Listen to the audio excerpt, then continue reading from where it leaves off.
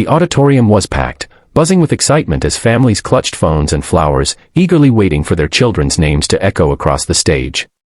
But amidst the joy, a woman stood quietly at the back, her posture straight, her scrubs wrinkled, and her face lined not with age, but with the exhaustion of a night shift. Her name was Hannah Lewis. And today was her only son's graduation. She had raced across town from the hospital, still in uniform, after pulling a 12-hour shift in the trauma unit. There hadn't been time to change, barely time to breathe. She only knew she had to be there. For Michael. Her son.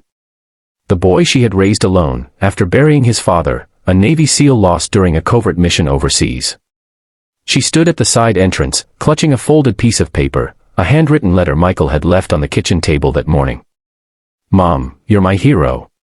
If you make it today, just know that seeing you there means more than any diploma ever could. But as she made her way inside, just a few feet from the rows of families, 2 security guards stepped forward. Ma'am, we're going to have to ask you to step out. Her heart dropped. I'm here for the graduation. My son is walking the stage. They looked her over, her stained blue scrubs, the faded ID badge clipped to her front pocket, her weary eyes. We've been instructed to maintain a dress code for guests inside the ceremony. Formal wear only. I'm sorry. Her hands trembled.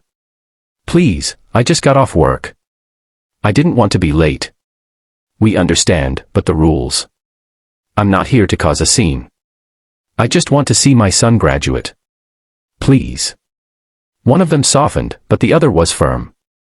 I'm afraid you'll have to wait outside.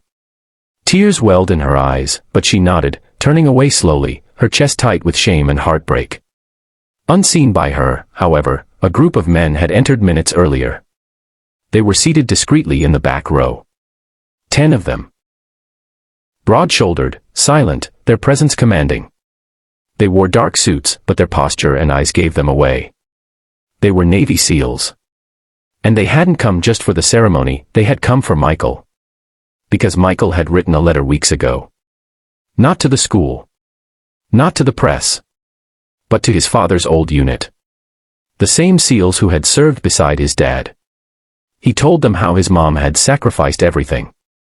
How she had worked double shifts to keep the lights on, skipped meals to make sure he ate, studied with him until 2 a.m. despite her 4 a.m. alarm. He told them that if anyone deserved a salute that day, it wasn't him, it was her. And those men hardened by war, unshaken by bullets, were shaken by that letter. So, when they saw Hannah being escorted away, they didn't hesitate. The lead SEAL, Commander Rhodes, stood up. Hold on, he said to the guards, his voice deep and steady. They turned, startled. She's with us. The guards hesitated. Sir, we have rules. Rhodes stepped forward, his voice rising just enough to carry. And we have honor. The room began to quiet. Heads turned. Whispers spread. He continued, now addressing the entire auditorium. This woman is a nurse. She's just finished saving lives while we slept comfortably. She's raised a son on her own after his father, our brother, gave his life for this country. If there's anyone who deserves to be in this room, front and center, it's her. There was silence. Then someone clapped. Then another. And suddenly, the entire hall erupted in a standing ovation. Hannah stood frozen, shocked, as Rhodes gently extended his hand. Ma'am, would you join us? We saved a seat. She walked in slowly, tears streaming freely now, past the same guards who had denied her.